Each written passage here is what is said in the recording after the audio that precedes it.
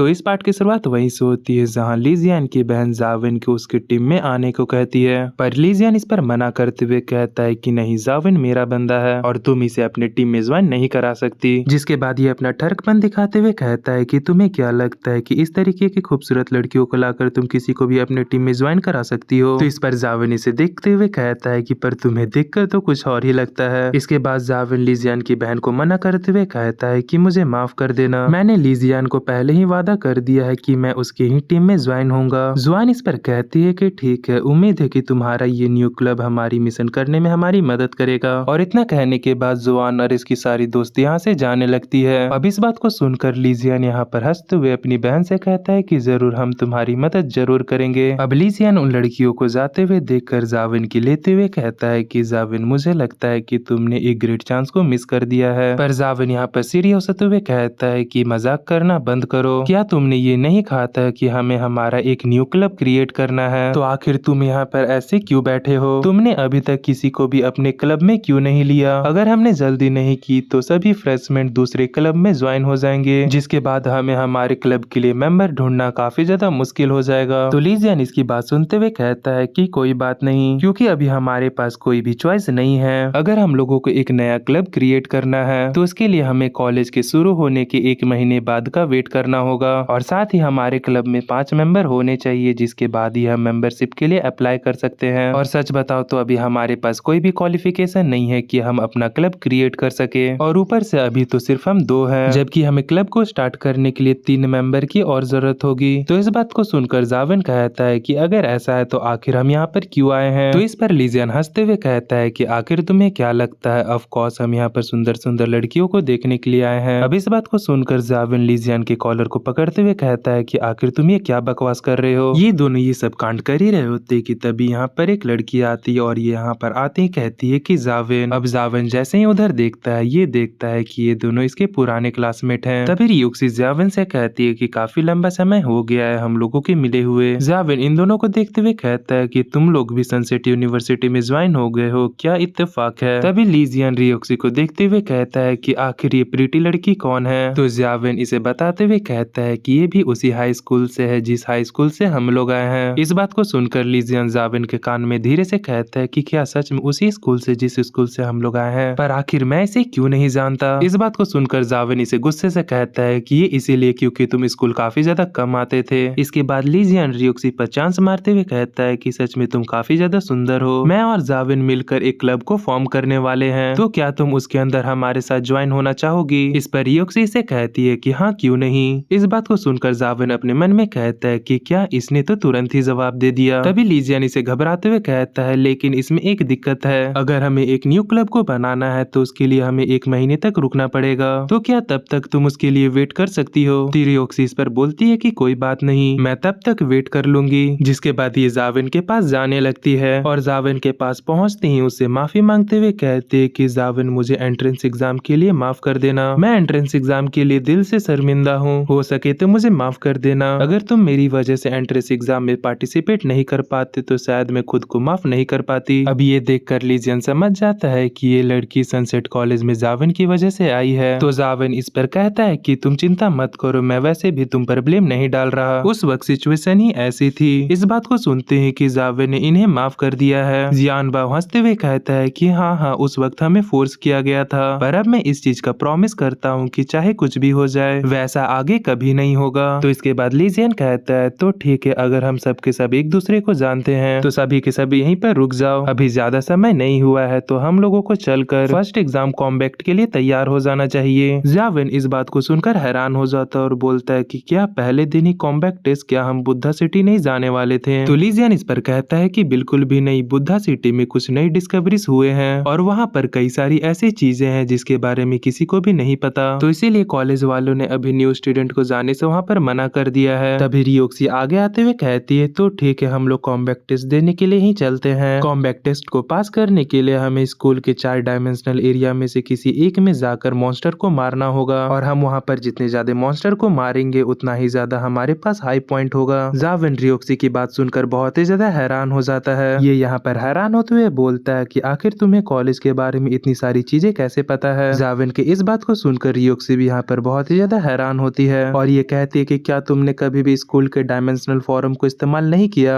अब हम कुछ देर के बाद का सीन देखते हैं जहाँ जावेन अपने घर की ओर जा रहा था। ये यहाँ पर डायमेंशनल फॉर्म के बारे में सोच रहा होता है, जिसके बाद ये हमें डायमेंशनल फॉर्म के बारे में बताता है। ये हमें बताता है कि डायमेंशनल फॉर्म को फेडरेशन ने स्टेब्लिश किया था ताकि वे इंफॉर्मेशन को जल्दी और आसानी तरीके से शेयर कर सके, और उसके अंदर रजिस्ट्रेशन करने के लिए हमें हमारे रियल आइडेंटिटी का इस्तेमाल करने की जरूरत नहीं है, और उसके अंदर कोई भी इंसान कुछ भी शेयर कर सकता है। मुझे नहीं लगा था कि मैं कभी भी इसका इस्तेमाल करूंगा, क्योंकि कॉलेज में आने के बाद मैंने डायमेंशनल एरिया में जाने के बारे में कभी भी नहीं सोचा था, पर अभी देख के ऐसा लगता है कि कॉलेज में सभी इसका इस्तेमाल कर रहे हैं, तो शायद अब मुझे भी सभी लोगों के साथ रहने के लिए इसका इस्तेमाल करना होगा। अब ये सब सोचते हुए जावेन अपने रूम की ओर जा रहा होता है कि तभी जावेन के पीछे से एक आवाज आता है कि क्या तुम भी एक स्पेशल स्टूडेंट हो जो इस बिल्डिंग के अंदर रहते हो। अब इस आवाज को सुनकर जावेन अपने आसपास देखते हुए कहता है कि आखिर अभी कौन बोला, पर तभी जावेन का ध्यान नीचे जाता है जहाँ वे लड़की कहती है कि मैं यहाँ पर हूँ। जावेन इसे देखते हुए कहता है कि हाय, मेरा नाम जावेन है और मैं इस बिल्डिंग के सेकंड फ्लोर पर रहता हूँ। अब जावेन की इस बात को सुनकर ये लड़की भी यहाँ पर खुश होते हुए बोलती है कि हेलो, मेरा नाम वांगलू है और मैं भी तुम्हारी तरह एक स्पेशल स्टूडेंट हूँ। आप मुझे जावलू बुला सकते हो। मैं आज ही यहाँ पर आई हूँ और मैं फर्स्ट फ्लोर पर रहूंगी, और क्योंकि मैं यहाँ पर फर्स्ट फ्लोर पर रहने वाली हूँ तो मुझे ऐसा लगता है कि हम फ्यूचर में नेबर होने वाले हैं। ये इतना कहकर जैसे ही अपने सामने देखती है, हम देखते हैं कि जावेन यहाँ से पहले ही चला गया है। ये सामने देखते हुए कहते हैं कि आखिर ये लड़का कहाँ चला गया, कि तभी इसे ऊपर से गेट बंद करने की आवाज आती है, जिसे सुनकर ये कहती है कि देख के ऐसा लगता है कि मेरे नेबर्स थोड़े अजीब टाइप के हैं। अब इसके बाद हम जावेन को देखते हैं जो कि अपने रूम में आने के बाद अपने कंप्यूटर में डायमेंशनल फॉर्म को ऑन कर लेता है। ये इसमें देखने लगता है कि आखिरकार अभी क्या चल रहा है। अब कुछ देर तक देखने के बाद जावेन बोलता है कि मुझे समझ में आ गया है कि इसमें क्या होता है। इस प्लेटफॉर्म में कई सारे ऐसे लोग हैं जो कि इंफॉर्मेशन को बेचते हैं, और जिन्हें उस इंफॉर्मेशन की जरूरत होती है वे उसे खरीद लेते हैं। इसमें स्कूल के अलावा भी बाहर के भी कई ऐसे सारे लोग हैं जो कि यहाँ पर आकर अपने इंफॉर्मेशन को बेचा करते हैं। और जावेन कहता है कि देख के ऐसा लगता है कि फेडरेशन के लोगों को इससे कोई भी प्रॉब्लम नहीं है, उन्हें इससे कोई भी मतलब नहीं है कि यहाँ पर क्या चल रहा है, और यहाँ तक कि वे यहाँ पर रिवॉर्ड भी दे रहे हैं जिसे कि हम डायमेंशनल पॉइंट से क्लेम कर सकते हैं। पर अगर मुझे डायमेंशनल पॉइंट चाहिए तो मुझे किसी तरीके का कंटेंट इसमें डालना होगा। अब इसके बाद जावेन यहाँ पर कुछ देर सोचने के बाद बोलता है कि मुझे यहाँ पर समझ में नहीं आ रहा है कि मैं यहाँ पर किस कंटेंट को पोस्ट करूँ। पर थोड़ी देर सोचने के बाद जावेन को यहाँ पर एक आइडिया आता है। जावेन कहता है कि मुझे ऐसा लगता है कि मुझे इसे यहाँ पर एक कंटेंट की तरह पोस्ट कर देना चाहिए। अब इसके बाद सीन शिफ्ट होता है और हम टीचर फैंगबी को देखते हैं जहाँ पर ये अपने बेड पर लेटकर डायमेंशनल फॉर्म को चेक कर रही थी। ये यहाँ पर स्क्रॉल करते हुए कहती है कि ये न्यू फ्रेशमेंट का ग्रुप है, पर तभी टीचर फी का ध्यान एक चीज पर जाता है जिसे देखकर ये बहुत ही ज्यादा शॉक्ड हो जाती है। हम सामने देखते हैं जहाँ स्मॉल बुद्धा टेम्पल के बारे में इंफॉर्मेशन दी जा रही होती है। अब इस पोस्ट को देखकर टीचर फी यहाँ पर बहुत ही ज्यादा हैरान होती है और बोलती है कि नहीं, ऐसा नहीं हो सकता।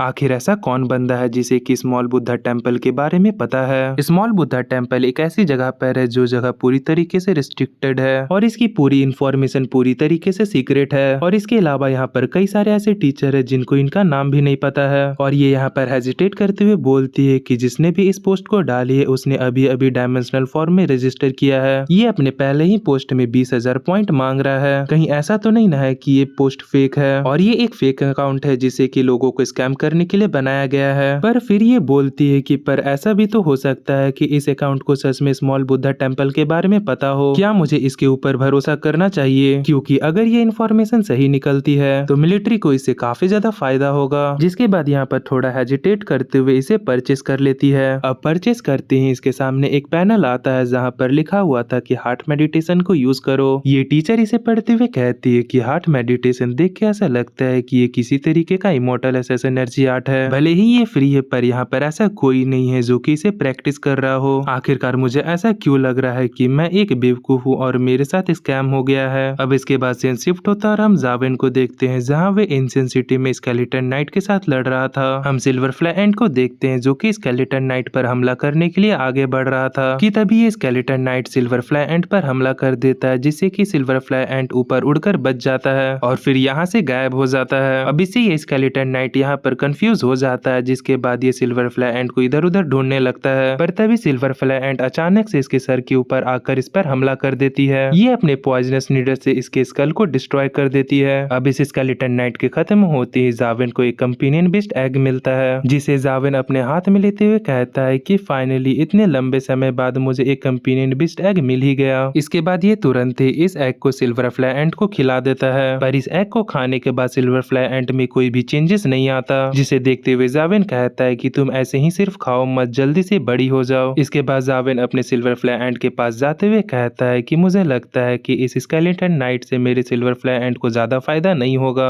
इसीलिए क्यों ना अब मैं इस मैप के डीपेस्ट पार्ट को एक्सप्लोर करूं। इतना सोचने के बाद जाविन अपने सिल्वर फ्लाई एंट पर बैठकर डंजन के और भी अंदर जाने लगता है। ये अंदर जाते हुए चारों तरफ देखता है, जहाँ चारों तरफ से सन्नाटा ही होता है, यहाँ चारों तरफ कुछ भी नहीं होता है। जाविन इसे देखते हुए कहता है कि ये तो काफी ज्यादा अजीब है, मैं जैसे जैसे डंजन के और भी अंदर जाता जा रहा हूँ वैसे वैसे मुझे मॉन्स्टर और भी ज्यादा कम होते दिखाई दे रहे हैं। तभी कुछ दूर चलने के बाद ये एरिया खत्म हो जाता है और जाविन के सामने एक बहुत ही बड़ा पिलर आ जाता है, जहाँ इस पिलर का नाम ancient city fire God platform था। जाविन अपने सामने इस पिलर को देखकर काफी ज्यादा हैरान होता है, क्योंकि ये पिलर काफी ज्यादा बड़ा था। हम इस पिलर के टॉप पर देखते हैं जहाँ पर आग जल रही थी, और जाविन इसे देखते हुए कहता है कि ये तो काफी ज्यादा अजीब है, आखिर फायर गॉड का प्लेटफॉर्म यहाँ पर क्या कर रहा है।